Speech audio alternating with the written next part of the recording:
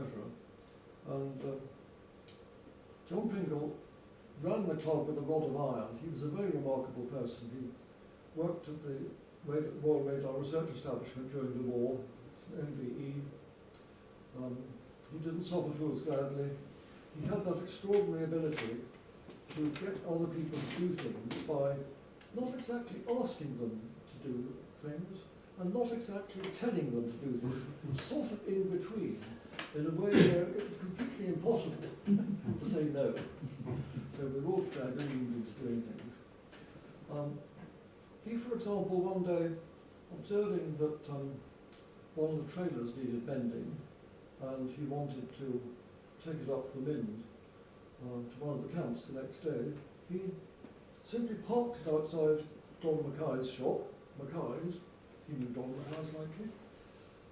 He parked it so that it obstructed the entrance to the shop with a note on saying he would be back at 10 o'clock in the morning. He would say, please weld these tools. He was extraordinary, man. So he was the president. We didn't have a chairman at that time, so he ran the committees. Committee meetings always lasted from about 8:30 after college dinner until 5 to midnight. At midnight the college is closed, and after that you had to climb in, and that was a sort of tedious thing to have to do. And John's attitude towards the committee was simply to let us talk until 5 to midnight, or about 10 to midnight. Then he would take the necessary decisions, point to his watch and say, you'd better go now. So committees were rather extraordinary occasions. But I really should be talking a little bit more about the sort of training that we were put through, because it is so totally different from what happens now. Bluebell had been bought in 1950, so that was the end of solo training at Bourne. And you presumably were solo trained, were you? Yes. Yes, it's a proper glider pilot. You won't go to solo training now, but Bluebell came in 1950, and by the time I had my first flight in 1955, Bluebell already had a very substantial history of exciting flights. I could keep going all evening on just readings from the Notable Flights book. One I just noticed whilst I was preparing this, I have to mention, on February the 1st, 1952, Bluebell at Marshall's was winched and spent the afternoon being winched in a very, very strong wind. Now, we used to laugh at the Chipmunk pilots because the Air Squadron Chipmunks, when the wind got above, I don't know, 30 knots or something, they would put their Chipmunks away because it was too windy to fly them. But we would go on flying Bluebell. And we discovered that you could kite Bluebell, that is, you could launch her off and then you just sort of very slowly pay out the cable and she would go up and up and up and up. And on that afternoon, they had many launches over 3,000 feet. And the highest one recorded on the wire was 3,780. Now, how do you do that? Well, the winch, I should describe that the winch, which we had in those days, which was a home build from before my time, on a Fordson chassis. It consisted of two drums mounted axially, so they were driven by the prop shaft, so the wires came out at right angles to the vehicle. The drums were small in those days. Nobody thought of having big drums. Small drums came with a need to lay on the cable, so there were ingenious devices made of phosphor bronze, so they didn't wear out too quickly, which paid the cable onto the drum. Of course, the whole point of the larger drums was that you don't need to do that anymore. Anyway, this wonderful winch enabled these great heights to be attained, because after you paid out all the cable on one drum, you then proceeded to take the cable on the other drum, tie it on the cable that Bluebell was hanging on, patiently waiting whilst this took place, of course. And then you cut the other cable free, and then you just let out all the rest of the cable. So then you had two whole winch drums of cable, up at 3,780 feet. Well, what happened next, of course, was that Bluebell would release, and then there was a bit of a scamper to get this lot back in again. Because as you can imagine, when you've got half of it back in, you've then got to untie the lot, tie that cable onto the other drone, and get going very quickly indeed. So this tended to lead to cables dangling across the Teversham Road. It was not very popular. So any opportunity to fly, that was taken by the youngsters of those days. We were trained in Bluebell. I should just mention the first flight I had was with the chief flying instructor, a man called Ken Machin, who became the senior tutor of Queen's College, a physicist turned zoologist and a great friend of John Pringle's, who was chief flying instructor, I think, for 13 years, and who probably taught you to fly as well. No, perhaps not. The second flight I had was with a man who was to become my brother-in-law, Siegfried Neumann. And we went up in Bluebell, it was lunchtime, and he didn't say much. When we got to, he was eating a sandwich all the way up the launch. And when we got to the top, he just turned to me and he said, "You didn't like that, did you?" Well, no, I didn't. I think he never changed. So how many launches did we take to go solo? All the training was on Bluebell. There was nothing else two-seater. The lowest number that I can remember was by one of my friends, Stuart Waller. John will certainly remember. Stuart Waller took 24 launches, and these were 5-minute launches. No soaring or any nonsense like that, because nearly all the undergraduate flying was taking place in the winter, of course. I mean, it's part of the problem with the academic year. That you come up in October just as the thermals stop, and you train through the gloomy days of October and November, and you come back in January and there's snow on the ground, and so it sort of goes on like that. So there was no soaring. But Stuart took 24 launches, and he became quite the best pilots of our group, best of the pilots of our group. He flew a Swallow from Longmynd to Great Yarmouth for his Gold Sea distance, but he did better than that. He flew from Dunstable on a line through the Longmynd in a London Gliding Club competition. And you were supposed to get as far as you could towards the Mynd, and a little bit more, if you possibly could. And up against all the fancy gliders that were flying against him, Stuart flew this Swallow to the Mynd, and he went on, and he went on, and he went on into Wales, and in the evening he found himself in the south bow of Snowdon, looking up at the top. And in the anabatic wind in the evening, he floated this Swallow up to the top of Snowdon, and he flew it to Anglesey. And he won the day, even without considering the handicap, by a huge amount. Of course, the inevitable then happened. The retrieving crew, having to drive all the way to Anglesey to get him back, had an accident on the way, so he didn't get back for the next day's flight. But that sort of thing was pretty normal too, I suppose. So we flew and we flew and we flew, round and round in circuits, and eventually we would be allowed to fly the prefect. That too is different from these days, because now one always goes solo in the aircraft in which one's been trained, which sounds wonderfully logical, but it's awfully boring. It's much more interesting to get out of a side-by-side two-seater and get into a prefect for the first time in your life, and you feel you've really been put in a fighter. You're going to become a fighter pilot, and you go up there on your first launch, and you really are by yourself completely.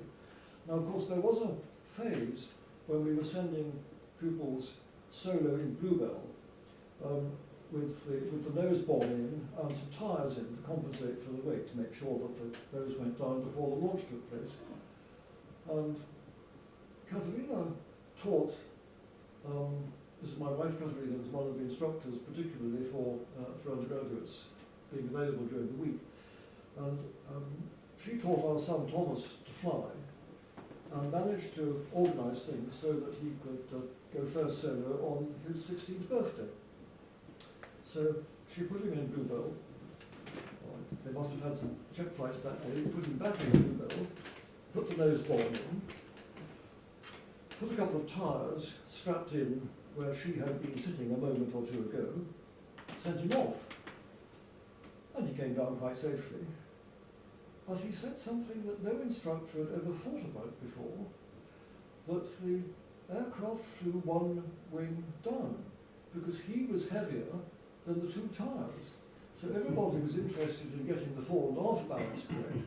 Nobody thought of getting the sideways balance correct. So Tom's pointed this out. But in our day, we simply went solo in the prefect. Not only did we then fly the prefect a lot, but nobody took a great deal of notice of what we were doing, actually. There were no further check flights or anything like that. We'd gone solo, and now we were watched, of course, on the airfield, and we were advised, but provided we behaved ourselves, we just went on flying. That's all right, I can stay there. We just went on flying, and we flew, and we flew, and we flew. That means that we did circuit after circuit after circuit, and we got very, very good at doing spot landings. There was a rule, or at least a pretty strong convention, that in addition to the 4 6pence you paid for a winch launch in the prefect, if you landed out, that is, if you landed on the wrong side of the ferry track, if you touched down on the wrong side of the ferry track, that was £half more. So the trick was to see if you could hit the ferry track with the tail ski. Then you really had got it absolutely right. And I think my flying skills, which were so useful in all the field landings I did, were really honed from 70 or 80 prefect flights with hardly any soaring at all. It didn't cost us very much, but they were the most wonderful training for flying in the mountains later on. Well, I've done something like 110 field landings, most of them in places like Wales and Scotland or the Lake District. And I've never had any problem, and it was that training which really gave me that confidence to do those field landings. Of course, eventually, we were eager to move on to the Olympia. The club had an Olympia too, and it had a Skylark. I don't know the exact date of the Skylark joining, but we certainly had the Ollie too, and we all youngsters wanted to get into that Olympia as quickly as possible. It was a pretty famous Olympia because it had landed in the sea off Clacton on one cross country and been retrieved and dried out and inspected, and I dare say a little bit of repair work done. And a few years later, before I became a member, there was one of these famous Cambridge expeditions, this time not to the Clwyd, but to North Wales, where Mike G, who lived until about a year ago, so it was possible recently to get stories from him. Mike G was bungeed off the Great Orme Head by Llandudno, and unfortunately the Great Orme Head wasn't soarable. There really wasn't enough wind, and so Mike was faced with landing in the sea, which indeed he did. So the Cambridge Club Olympia had the great distinction of having landed in the sea not once, but twice.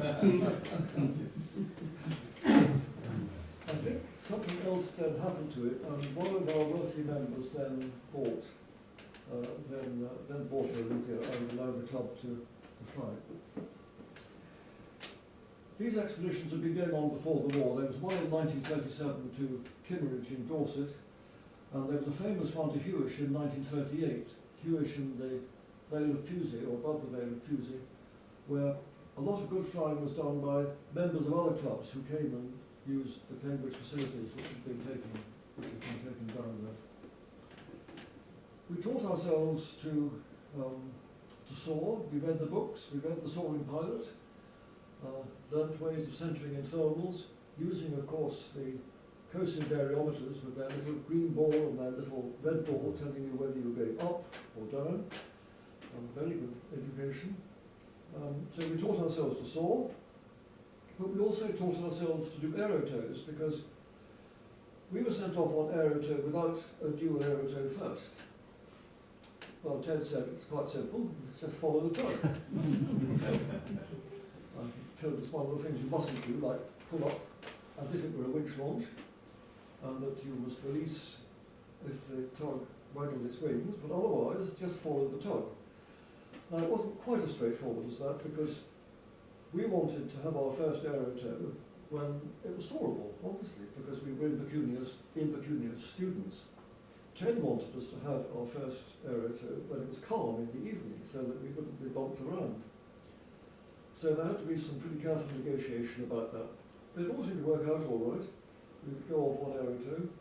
The tugs were, they belonged to marshals, and so we had to go around to the control tower and say, you know, can we have a tug at 3 o'clock? And a tiger would trundle across and launch us off, so that worked pretty well. They had camps also, I've mentioned long min camps from time to time. They had a camp at Great Hucklow, and then a famous camp at the Long Min when diving started after the war again in 1946, to which all the big names of British diving at that time, from Philip Wills downwards, came, and everybody had a fine time up there, except for one pilot whose aircraft broke up and he lost his life. Not one of our pilots, I may say, but one of the visiting pilots to the Mind. And this was such a success that for many years after that time, we would go up to the Long Mind 3 times a year at the end of each term to fly, not only taking our gliders, but we would take our winch and we would even take our tractor. And there is indeed a story that circulates in the club still, because I've heard it, about the driving of the tractor up to the Mind. This was our ordinary cable retrieving tractor, a little sort of Fordson thing. And I always hear it with amusement, because I was the person who did it.